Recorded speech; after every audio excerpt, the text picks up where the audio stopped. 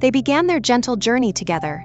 At first, Luna jumped at every sound. A bird flew up suddenly, and Luna pressed herself to the ground. Flix waited every time and explained in his calm voice what each sound meant.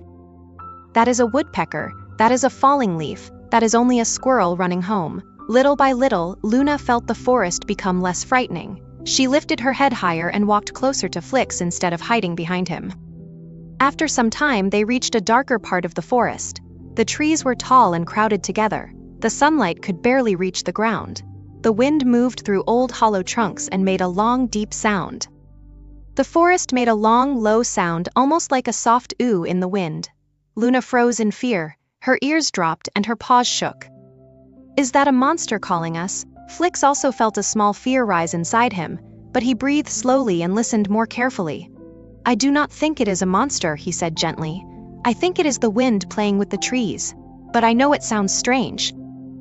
"Would you like to walk very close to me?" Luna nodded and lightly held the end of his fluffy tail. Together they walked through the dark trees, one careful step at a time. Flix described everything he saw so Luna would not feel lost. "There is a root. Step over it. The ground rises a little here. The wind is strong now, but it is only the wind." Slowly, Luna began to hear the truth under the strange sound.